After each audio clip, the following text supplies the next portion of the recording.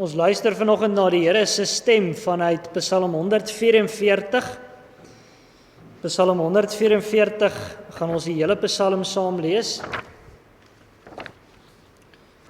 En ons gaan in die besonder fokus op vers 11 en 12 van Psalm 144. Kom ons luister dan na die Here se stem vanuit Psalm 144 van vers 1 af. 'n Psalm van Dawid. Geloofd sy die Here my rots, wat my hande leer om te veg, my vingers om oorlog te voer, my goedertierenheid en my bergvesting, my skaans en my redder, my skild en die een by wie ek skuil, wat my volk aan my onderwerp. O Here, wat is die mens dat U hom ken, die mensekind dat U op hom ag gee? Die mens is soos die nietigheid, sy dae is soos 'n vlugtige skaduwee. Buig U hemele, Here, en daal neer. Raak die berge aan dat hulle rook. Slinger bliksems en verstrooi hulle. Stuur U pyle uit en verwar hulle. Strek uit die hoogte U hande uit. Ruk my uit en red my uit groot waters, uit die hand van vreemdes. Wie se mond leuen spreek en wie se regterhand 'n regterhand van bedrog is. O God, ek wil 'n nuwe lied U sing. Tot U eer, op die 10-snarige harp wil ek U psalm sing. U wat aan konings die oorwinning gee, wat U knegt Dawid ontruk aan die gevaarlike swaard. Ruk my uit en red my uit die hand van vreemdes, wie se mond leuen spreek en wie se regterhand 'n regterhand van bedrog is, sodat ons seuns soos plante mag wees, wat opgekweek is in hulle jeug, ons dogters soos hoekpilare wat uitgebuitel is na die boustyl van 'n paleis, dat ons skure vol mag wees, wat allerhande soorte voorraad oplewer, ons kleinvee by duisende mag aanteel, by 10.000 vermeerder word op ons velde, ons beeste gelaai mag wees, geen bres in ons mure en geen uittog daaruit, en geen geskreeu op ons pleine nie. Welgeluksalig is die volk met wie dit so gaan, welgeluksalig is die volk wie se God die Here is. Ons fokus op vers 11 en vers 12. Ruk my uit en red my uit die hand van vreemdes, wie se mond leuen spreek en wie se regterhand 'n regterhand van bedrog is, sodat ons seuns soos plante mag wees wat opgekweek is in hulle jeug, ons dogters soos hoekpilare wat uitgebuitel is na die boustyl van 'n paleis.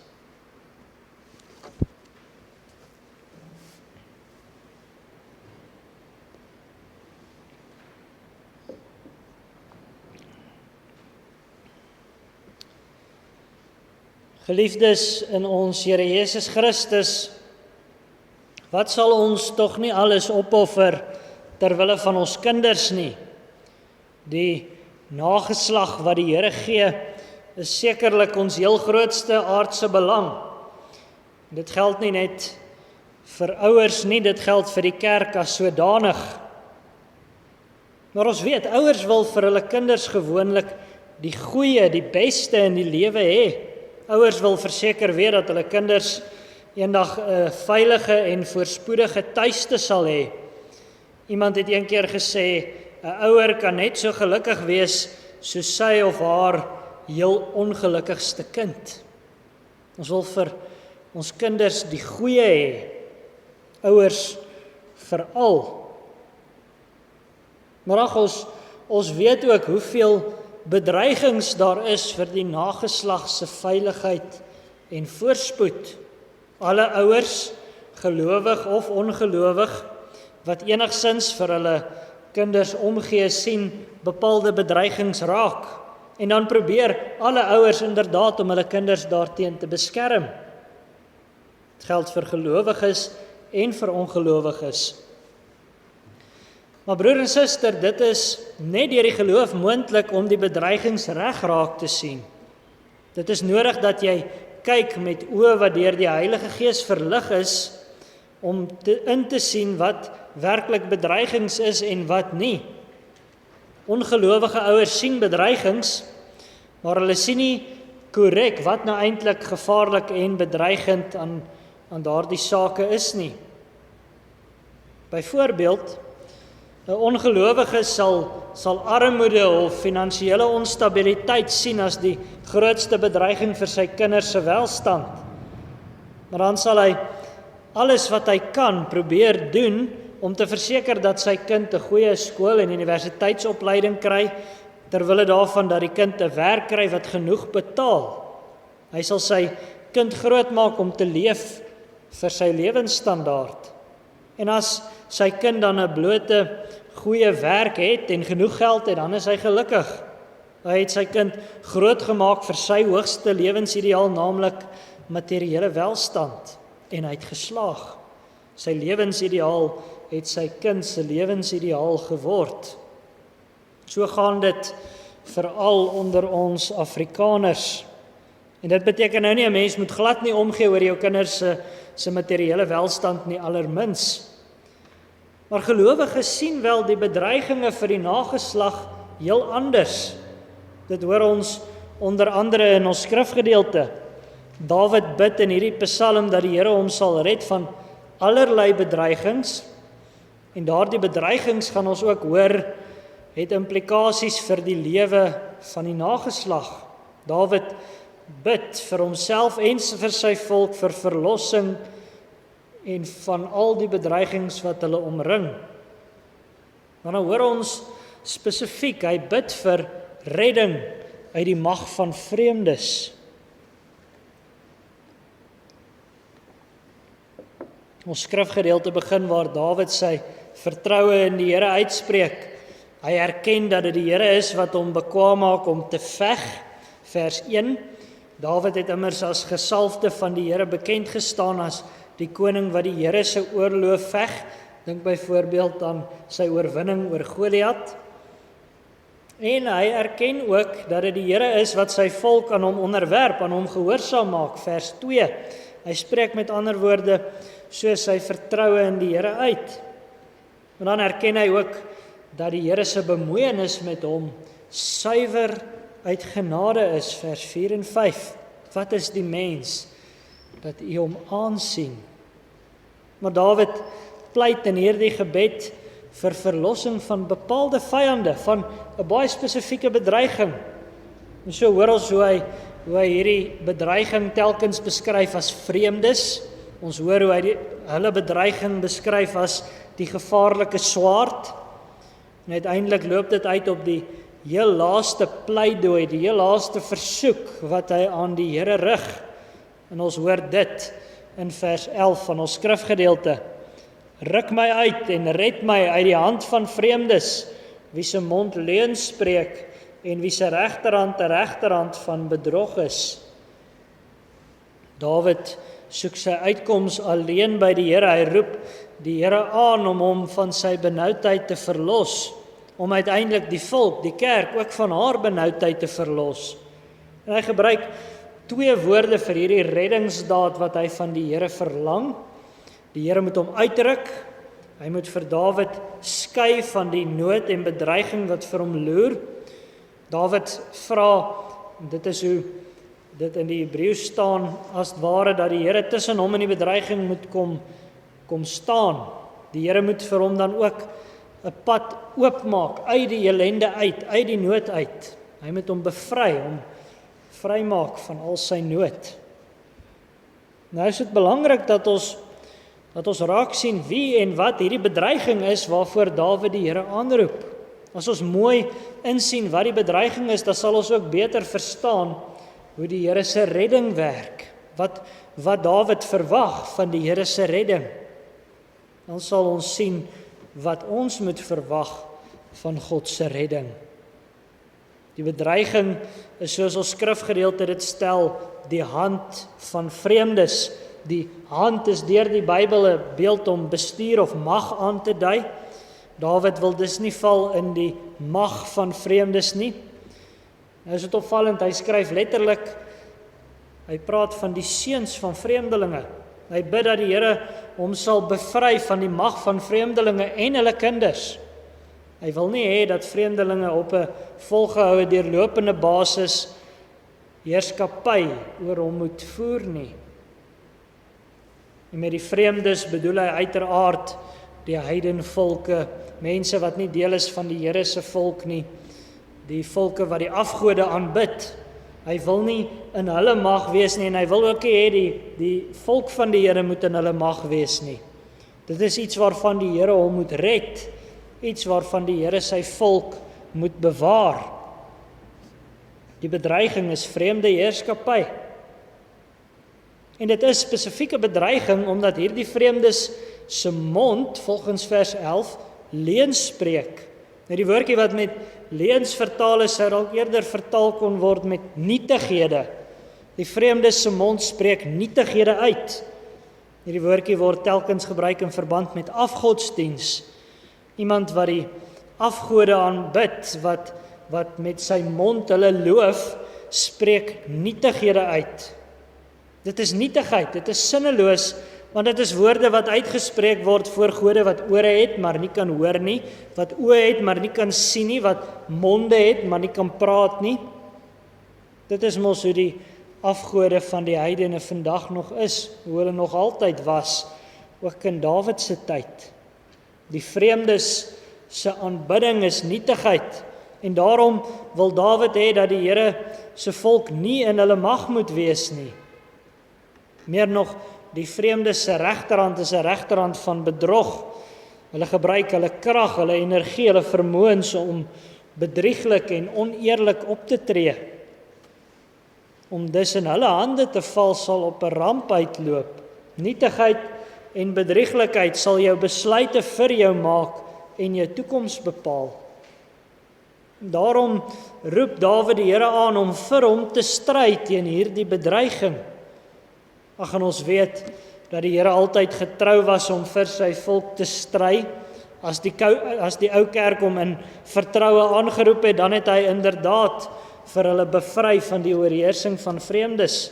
Dan kon hulle vry onder God se liefdesheerskappy leef, onder sy nabye betrokke heerskappy leef. Dit het God uit genade gedoen. Hy het homself tot sy volk se skans en redder gemaak. Hy het homself tussen hulle en hulle nooddrif geplaas en hulle sodoende uitgeruk en gered. Nou weet ons, die Here het dit uiteindelik gedoen in ons Here Jesus Christus. Ons sien broer en suster, die gevaar vir die Here se kerk was eintlik nog altyd veel groter gewees as net die oorheersing van vreemde afgodsdienaars. Die gevaar was nog altyd dat die duiwel en sy engele agter die afgodsdienste sit. Hulle het die volke deur die eeue verlei om in nietigheid te aanbid. Hulle het deur die eeue hele volke verlei om in onreg en bedrog te leef.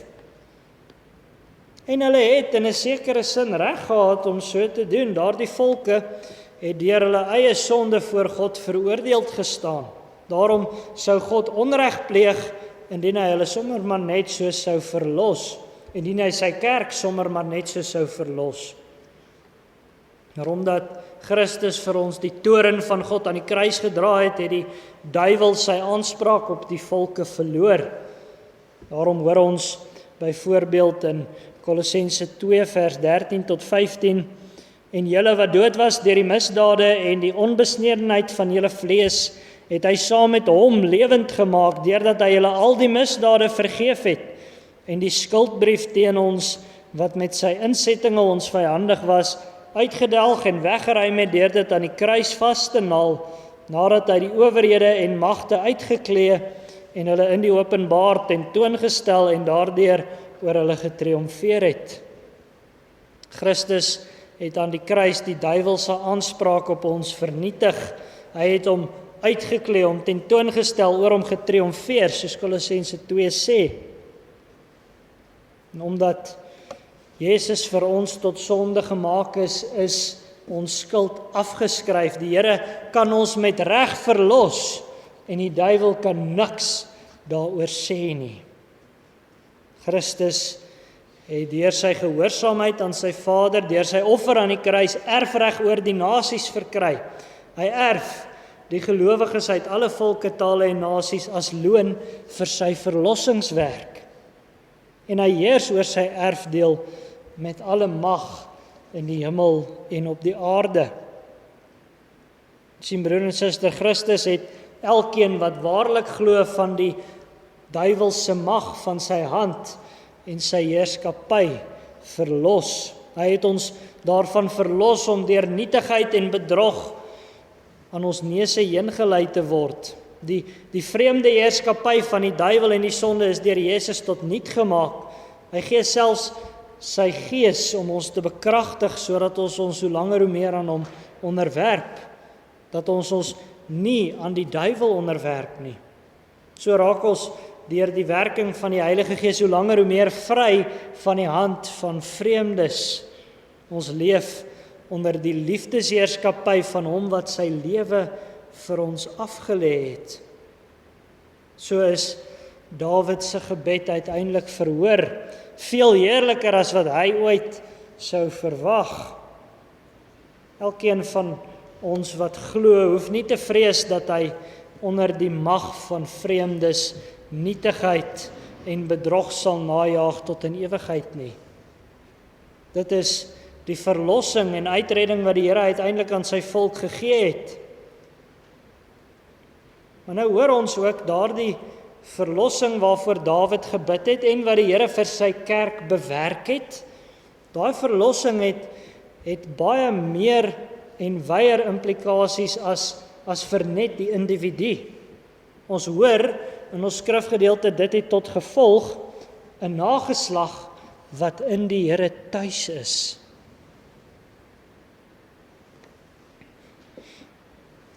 Hoor die woorde van vers 12, sodat ons seuns soos plante mag wees wat opgekweek is in hulle jeug, ons dogters soos hoekpilare wat uitgebuitel is na die boustyl van 'n paleis. Dawid bid dat die volk bevry moet word van vreemde heerskappy ter wille van die nageslag, ter wille van die welstand van hulle seuns en dogters. Nou voor ons kom by die spesifieke gebed aangaande die seuns en dogters, moet ons wel eers 'n belangrike implikasie van hierdie woorde raak sien. As die verlossing afgebid word ter wille van die nageslag, beteken dit dat die bedreiging waarvan die volk verlos moes word ook ten diepste 'n bedreiging was vir die nageslag. Die Here word aangeroep om te verlos sodat die nageslag kan wees wat hulle moet wees. En dit is sekerlik heel logies. Binne die verband van die Ou Testamentiese kerk sou vreemde heerskappy ook oor die nageslag uitbrei. Die mag van vreemdes sou invloed hê op die lewe en die oortuigings van die verbondskinders.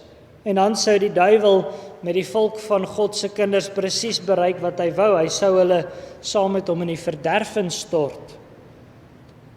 En deur die afvalligheid van die Ou Testamentiese kerk het dit inderdaad telkens gebeur. Wanneer die ouers van die Here se paaie afgewyk het, dan was die gevolge rampspoedig vir die kinders. Want die kinders sou die ouers in die verderf involg. Die bedreiging in hierdie Psalm was ten diepste 'n bedreiging vir die nageslag. Nou hoor ons, die verlossing van die Here het genadiglik ook implikasies vir die nageslag. Deur die Here se verlossing is daar die moontlikheid vir 'n positiewe vooruitsig vir die kerk se kinders. Ag broer en suster, ons is geneig om deesdae so individualisties te dink oor die Here se verlossing. Ons is geneig om individualisties te dink oor die geloof. Dit gaan maar net oor myself en my verhouding met die Here. Wat hy te maak het met die mense om my en selfs in sommige gevalle met my kinders is hulle saak. Maar as ons so dink en so redeneer, dan beroof ons God se verlossing van sy rykdom. Ons beroof ook die nageslag van die heerlike toekoms wat God vir hulle in sy beloftes aanbied. Alleen vanuit die Here is verlossing moontlik ook vir die nageslag. En daarom moet ons ook mooi dink oor wat ons sien as die grootste bedreiging vir die nageslag. Die grootste bedreiging vir ons kinders is nie armoede nie. Dit is uiteindelik ook nie fisiese lyding en siekte nie. Die grootste bedreiging vir die nageslag is nie eers dat hulle vir een of ander rede dood gemartel moet word of in oorlog of misdaad fisies omkom nie. Die grootste bedreiging vir die nageslag is dat hulle die duiwel in die hel involg. En daarom is die verlossing van daardie vreemde heerskappy iets wat ons met hartlike versigtinge by die Here moet afbid vir ons kinders. Nie net vir ons kinders in die huis nie, vir ons grootkinders, aan wie die Here hom in sy beloftes gebind het. Maar daarom is dit ook belangrik om in die erkenning van Christus se koningskap ons kinders groot te maak. Dawid het die heerlike gevolge van die Here se verlossing en wat dit inhou vir die nageslag gesien vir seuns en dogters afsonderlik. Deur die Here se verbondstrou sal die seuns wees soos plante wat goed opgekweek is in hulle jeug. Hulle sal gekenmerk word deur groeikrag en orde. Hulle sal blyke wees van lewenskrag en energie. Hulle sal immers manne van God wees, manne wat trou is in hulle diens aan die Here, manne wat kan leiding gee in donker tye, manne wat in God se krag beskerming kan bied aan diegene wat weerloos is.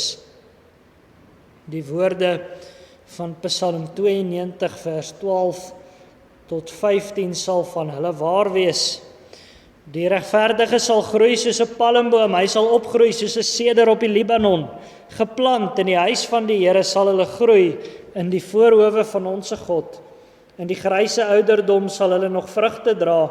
Hulle sal vet en groen wees om te verkondig dat die Here reg is, my rots, en in hom is geen onreg nie. Die verbondsseuns van gehoorsame verbondsouers sal in hulle ouderdom nog die vrug van die geloof dra, omdat hulle goed en reg opgekweek is in hulle jeug. Hulle sal vir godvrugtige ouers wees, soos jong olyfboomplante wat uitspruit, sterk en fris, wat bloei aan alle kante. So sal die Here vanuit die verbond sorg vir die nageslag van sy kinders. Dit is die rykwyte van sy genade tot in die 1000ste geslag vir die wat hom liefhet. Vir die wat hom waarlik liefhet. Maar nou noem ons skrifgedeelte ook iets van die dogters wat vry onder die koningskap van Christus leef. Hulle is soos hoekpilare wat uitgebuitel is na die boustyl van 'n paleis. Wat 'n geweldige treffende beeld van sterkte en pragt. Die hoekpilare van 'n gebou voeg die verskillende dele van 'n gebou saam en dit hou die gebou regop. So is die dogters wat in die Here opgroei. Hulle bring die huis saam, die kerk van die Here saam en verbind dit tot 'n heerlike eenheid. Nie net die kerk nie, die huisgesin ook. En hulle laat die gelowiges iets sien van hoe die Here se volheid en skoonheid lyk. So is die dogters van die Here se volk uitgebuitel, uitgesny. Hulle dra die beeld van 'n gebou. Hulle is gevorm om te lyk soos 'n paleis vol majesteit. Hulle is, om dit so te sê, die resultaat van uiters kundige en kunsvaardige bouwerk. Hulle is duidelik die resultaat van die Here se bouwerk. Nou is dit opvallend, broer en suster, dat die woordjie bou wat in ons skrifgedeelte gebruik word in Genesis 2 gebruik word spesifiek by die skepping van die vrou. Daar staan dat die Here uit die sy van Adam 'n rib geneem het en die vrou daaruit gebou het. Hy het 'n konstruksie opgerig. En dan hoor ons in Efesiërs 5 dat die vrou in haar huwelik en in haar diens in die gemeente beeld is van 'n groter gebou. Sy is beeld van Christus se gemeente, sy bruid. Sy is gebou om die groot gebou wat die Here deur die geskiedenis oprig uit te beeld.